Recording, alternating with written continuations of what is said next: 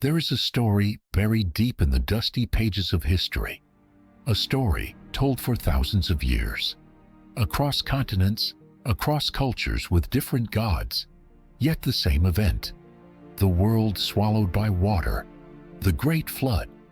To some, it was divine punishment, to others, nature's fury, and to many, it was a chance for humanity to be reborn. But why does this story appear in so many different places around the world? How is it that civilizations with no connection tell almost the same tale? It all begins with Adam, the first human, created by God and sent to earth. According to sacred texts, Adam and Eve's descendants multiplied and spread across the land. But over time, humanity became corrupt. Wickedness and injustice filled the earth. God decided to cleanse the world. But there was one man who was different: Noah, righteous, honest, faithful.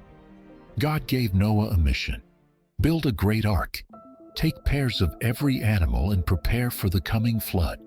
Noah worked for years. People mocked him. They laughed at the idea of a boat in the middle of dry land.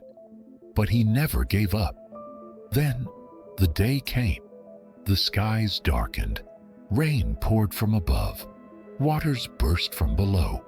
The earth became a vast ocean, and Noah's ark floated on the waves, carrying the last hope of humankind.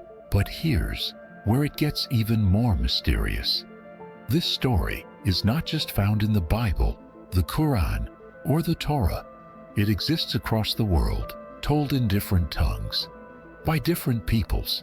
In ancient Mesopotamia, the Epic of Gilgamesh tells of Utnapishtim, a man warned by the gods. He is told to build a ship, take animals aboard, and survive a great flood.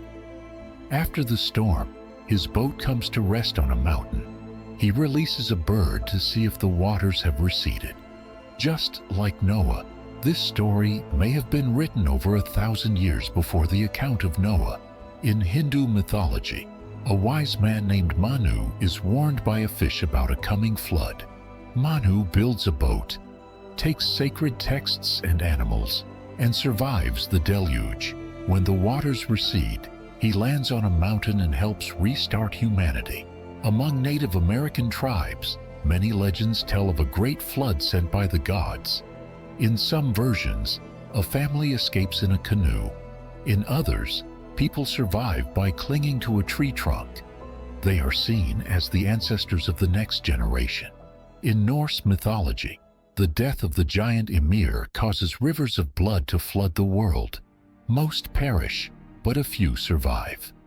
Beginning a new age, in ancient China, legends speak of the Great Flood. The people suffer. A hero named Yu works to control the waters. Eventually, the flood is tamed, and civilization begins anew. With so many similar stories from every corner of the earth, could they all be describing the same event? Some scientists believe they might. One theory, known as the Black Sea Deluge, suggests that around 7,600 years ago, the Mediterranean Sea broke through into the Black Sea basin. This sudden flooding would have been catastrophic for the people living nearby. A real-life apocalypse. Another theory links the Great Flood to the end of the last ice age. As glaciers melted, sea level rose dramatically, swallowing coastlines and displacing ancient peoples. Such events could have left a deep mark on humanity's memory. Others propose that a massive meteor struck an ocean, triggering tsunamis and climate shifts. A disaster of that scale could easily become legend. Despite differences in detail, all these flood stories share the same core structure. Humanity falls into corruption. A warning is given. A great disaster follows. A few survive, and a new world begins. Perhaps the flood was not just a past event, but a message, a timeless warning for future generations. Noah's tale, the story of Utnapishtim, Manu, the native tribes, the Norse legends, they echo each other. Different names, different voices, one shared memory. So, what do you think?